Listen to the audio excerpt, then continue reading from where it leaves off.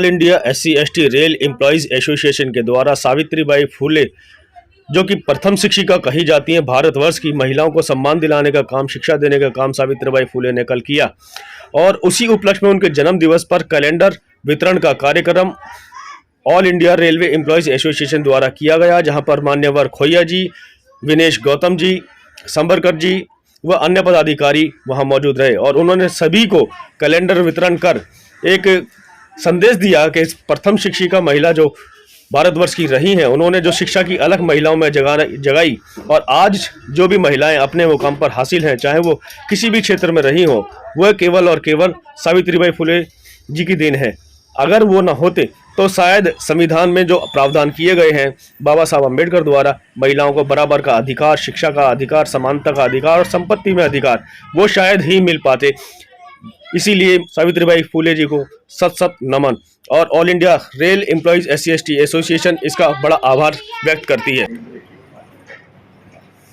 खोइया साहब, लगातार जिस तरीके से भारतीय संविधान के ऊपर हमला हो रहा है और दिसंबर का महीना, चाहे वो 26 नवंबर रहा हो, 6 दिसंबर रहा हो, उसके बाद जनवरी में भीमा कोरेगांव, आज सावित्रीबाई फुले जी का भी जन्मदिन मनाया जाता है। तो क्या लग रहा है कि आपको जो ये पूरा समय बहुजनों के लिए होता है, उसके बावजूद बहुजन इकट्ठा होने के लिए तैयार क्यों नहीं है?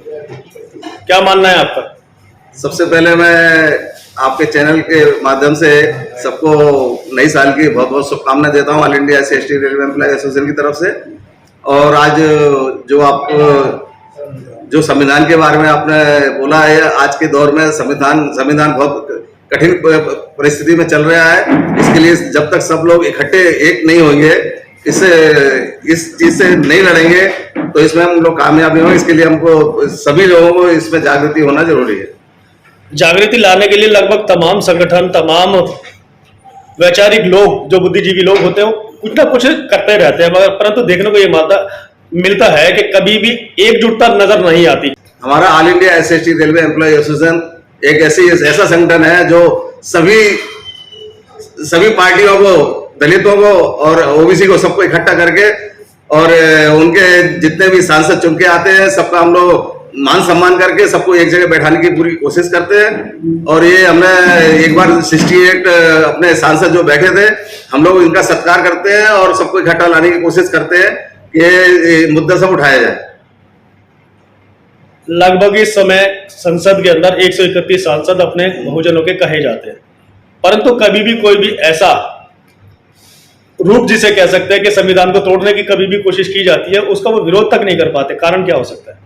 उसका बहुत बड़ा मुद्दा कारण है कि जो आज भारत सरकार, जो बीजेपी जो बैठी है, सबसे बड़ा मुद्दा वही है। सब लोग डरते हैं अपने लोग। अगर डरते रहेंगे तो फिर समाज की आवाज कैसे उठाएंगे? क्योंकि नेता तो समाज ने बनाया, उन्हें पार्टी ने तो नहीं बनाया। हमारे साथ मौजूद है मान्यवर, आपका क्या मानना है कि जिस तरीके से बहुजन समाज में लगातार कोशिशें तो होती हैं समाज को एकजुट करने के लिए, परंतु समाज एकजुट होना नहीं चाहता, ऐसा दिखाई देता है, क्या मानना आपका? पहले तो AT न्यूज को हम लोग नया साल का हार्दिक शुभकामनाएं देता हूँ। आज जो आपने जो सवाल किया है, इसके ऊपर जो है, जितने हमारे भारतीय समाज व्यवस्था में बहुजन वर्ग है, उसके ऊपर दबाव तंत्र अलग अलग पार्टी का है। आज जो बाबा साहब अम्बेडकर की विचारधारा है, जो तथागत फुले अम्बेडकर की विचारधारा है, वो विचारधारा से जो जुड़े कट्टर जो है कैडर से, वो कहीं नहीं हिलते। लेकिन कुछ लोग जो हमें जो अदर पार्टी से जुड़े, वो इकट्ठा होना नहीं चाहते हैं, क्योंकि उसको पार्टी का दबाव तंत्र उसके ऊपर है, नियंत्रण में पार्टी का है। आज जो पार्टी छोड़ के जो तथागत फुले अम्बेडकर की विचारधारा से जुड़े, वो कई रास्ते पे उतरने के लिए, इकट्ठा करके संघर्ष करने के लिए तैयार रहते हैं। पूरे भारतवर्ष में अगर कहीं देखा जाता है तो महाराष्ट्र के अंदर जहां हम बैठे मुंबई में, सबसे ज्यादा बाबा साहब को मानने वाले भी हैं और उनकी पैदाइश, जन्मभूमि यही रही है। उसके बावजूद महाराष्ट्र में जो सरकार होनी चाहिए बहुजनों के नाम पर, वो बनती कभी दिखाई नहीं दी। कारण क्या हो सकता है? इसका कारण एक ही वजह है कि यहाँ का महाराष्ट्र का जो बहुजन वर्ग जो है, बाबा साहब थे, बाबा साहब अम्बेडकर के बाद दादा साहब गायकवाड़ थे, वो समय सब पूरा इकट्ठा था। और बाद में बाबा साहब अम्बेडकर जैसा नेतृत्व महाराष्ट्र को कोई मिला नहीं है, पूरे भारतवर्ष के लिए कोई मिला नहीं। और जो ये हमारा आज का जो बहुजन वर्ग में जो छोटे मोटे बड़े जो लीडर है, ये अलग अलग पार्टी में चले गए। बीजेपी हो, कांग्रेस हो, राष्ट्र कांग्रेस हो और RPI हो, इसमें गट तट ज्यादा हो गया है। इसकी वजह से वो पार्टी का एक बहुजनों का सत्ता नहीं आ सकती यहाँ पे। तो क्या लगता है इन सबको एक छत के नीचे आना चाहिए?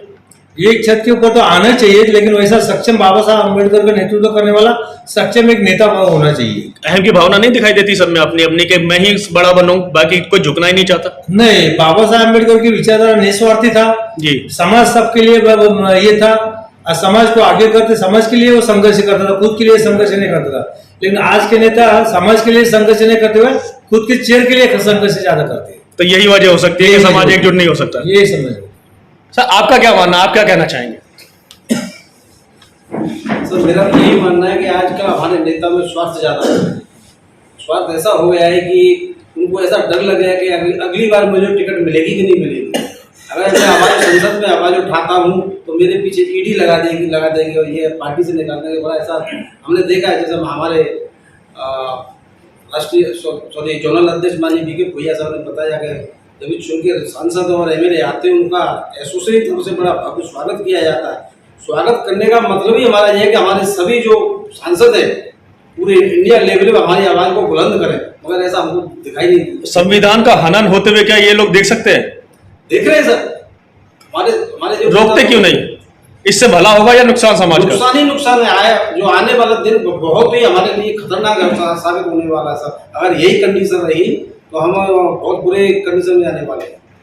तो जिस तरीके से अभी मान्यवर साहब ने कहा कि जिस तरीके से संविधान का उल्लंघन हो रहा है और लगातार आघात किया जा रहा है बहुजनों को सत्ता से बाहर करने का, और इस पर बहुजन जो विधायक वहां पर सांसद मौजूद हैं वो भी बोलने को तैयार नहीं है, तो आखिर हम अपने आने वाली पीढ़ी को किस ओर लेके जा रहे हैं? सर ये जिस तरीके से ये सांसद और विधानसभा के एमएलए जो चुन के जाते हैं, केवल ऐसा लगता है कि केवल वो कुर्सी के लालची हो गए। और इस तरीके से हमारे बहुजन समाज के जो नेता लोग चुन के गए वो ऐसे कुर्सी से चिपके, केवल कुर्सी का मोह उनको बना हुआ है। और इस तरीके से वो अपने चाहते हुए भी, या हो सकता है उनके मन में हो, लेकिन आवाज नहीं उठा पा रहे। आखिर इसका समाधान क्या है? पार्टी के हिसाब से चले, वो हमारे बहुजनों के नेता नहीं है, वो पार्टी के नेता है। आखिर इसका समाधान क्या? आर्थिक समाधान यही है कि सबको एकजुट होना चाहिए और सबको मिलजुल कर सभी पार्टियों में जो भी हमारे दलित बहुजन साहब एमएलए एमपी विधायक है जो भी है उनको आवाज एकजुट होकर के आवाज उठानी चाहिए, तभी संविधान बचेगा।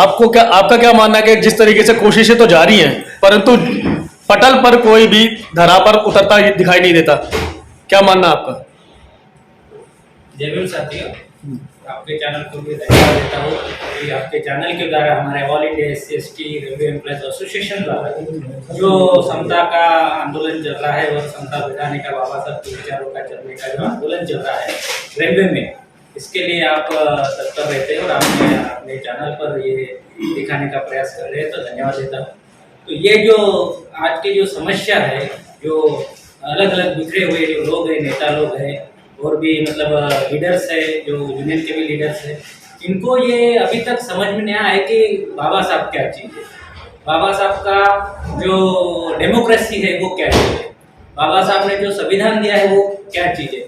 ये अभी तक इसका जो गाभा बोलेंगे उसको, वो अभी तक कोई समझ नहीं पाया है। और नहीं समझने के वजह से इसने अगर ये सब पढ़ा रहता, ये संविधान क्या चीज़ है, काय के लिए होता है, वो अगर उन्होंने पढ़ा रहता तो ये समस्या नहीं आती। लेकिन वो पढ़ा नहीं, उन्होंने सब बात बताए हुए इसके ऊपर चल रहे हैं और अपनी अपनी झोलियाँ भर रही है। अगर उनको सही बाबा साहब को समझा है तो वो अपने स्वार्थ के लिए अलग अलग हमारे संगठन में काम नहीं करते, हमारे SC/ST में काम करते थे, लेकिन उनको नहीं समझने की वजह से खुद के स्वार्थ के लिए सब अलग अलग बिखरे हुए। अगर खुद के स्वार्थ शुद्धि के लिए लोग वह कार्य कर रहे हैं तो आखिर समाज के लिए सोचेगा कौन, और आने वाली जो पीढ़ी है उसका जवाब कौन देगा? सर 100% तो कोई नहीं सोच पाएगा, मतलब ऐसा कोई इस जगत में ऐसा आदमी नहीं कि 100% पूरी तरह से समाधानी है, पूरी तरह से अच्छा मानने वाला है, पूरी तरह से सील पाड़ने वाला है और पूरी तरह को बाबा साहब को मानने वाला है। ऐसा कोई आदमी यहाँ पर पूरे जगत में नहीं मिलेगा।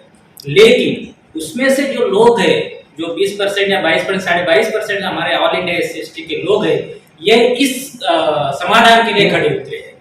अगर चाहे 22.5% या ऑल इंडिया SC/ST और जो समाज है वो अगर चाहेगा तो पूरे 80% लोगों को एक साथ ला सकता है। ये हमारे महेंद्र भाई, आपका क्या कहना? सर सबसे पहले जय भीम नमो बुद्धाय। HD न्यूज़ चैनल को मैं नमन करता हूँ।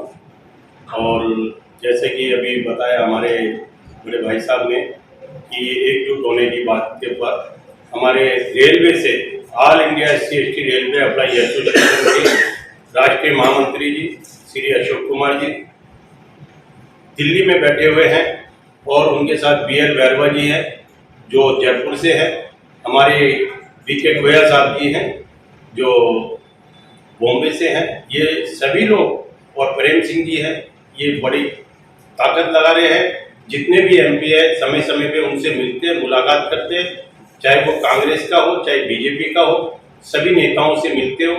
बॉम्बे में भी जैसे है, अभी हमारे हेमंत जादव जी ने भी बताया था, क्योंकि हम अलग अलग में बांट दिया गया, हमारे को छोटे छोटे टुकड़ों में बांट दिया गया। अभी हम इकट्ठा होने की बात करते हैं तो हमारे राष्ट्रीय महामंत्री जी बहुत कोशिश कर रहे हैं, दिल्ली में बैठ के सभी MPओ से मिलते हैं, विधायकों से मिलते हैं और समय समय पे जाते हैं और कमीशन से मिलते हैं। क्या नहीं एकजुट होके किसी तरह हम इसके लिए करें जिससे कि हमारा पिछड़े वर्ग का कुछ उद्धार हो सके। जैसे बॉम्बे के हैं तो इन्होंने संभाल रखा, पूरा मोर्चा संभाल रखा है।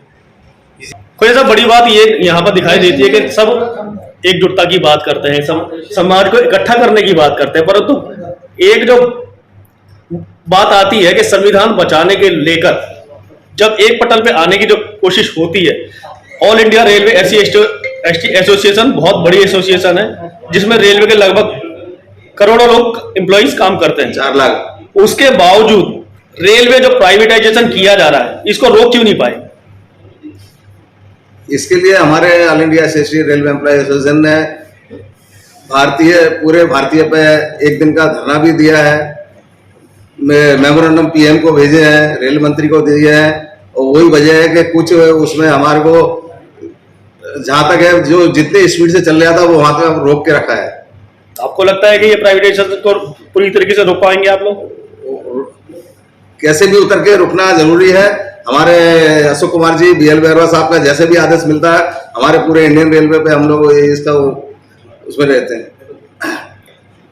कोशिश क्या रहती है कि रेल एम्प्लॉइज के लिए क्या क्या बेनिफिट आप लोग दे सकते हैं और हो रहे हैं? हमारी पूरी कोशिश रहती है, हम लोगों को रेलवे बोर्ड के इन्फॉर्मल मीटिंग मिलती है, GM लेवल से मिलती है, डिवीजन लेवल से मिलती है। तो हमारे कार्यकर्ताओं के हम लोग सबके जो ग्रीवेंसेज है पहुंचाते हैं और हमारे को जो भी अभी सुविधाएं मिल रही हैं वो हमारे सब CEC की देन। तो अभी हमारे साथ तमाम मौजूद लोग बाग थे जो कि मुंबई रेलवे में हैं और मुंबई से खोइया साहब जो कि यहाँ पूरे लीड करते हैं। सबसे हमने एक एक करके बात करने की कोशिश की और बात ये निकल के आती है कि लगातार समाज को संगठित करने के लिए सब लोग एकजुट हैं, होना चाहते हैं, परंतु सबके अंदर कहीं ना कहीं अहम है, मैं है, जिसके कारण कोई भी आंदोलन, कोई भी प्रक्रिया आगे नहीं बढ़ पाती है। उसको अगर हमें पूरा करना है तो हमें एक छत के नीचे आना पड़ेगा, चाहे वो सामाजिक संगठन हो, चाहे वो पार्टियां हो, चाहे कुछ भी हो। अगर जब तक संगठित नहीं होंगे तो संविधान बचाने की जो हमारी मंशा है, सोच है, उसको हम कभी पूरा नहीं कर पाएंगे। इसी के साथ मैं सुनील रवै, HD न्यूज़ इंडिया।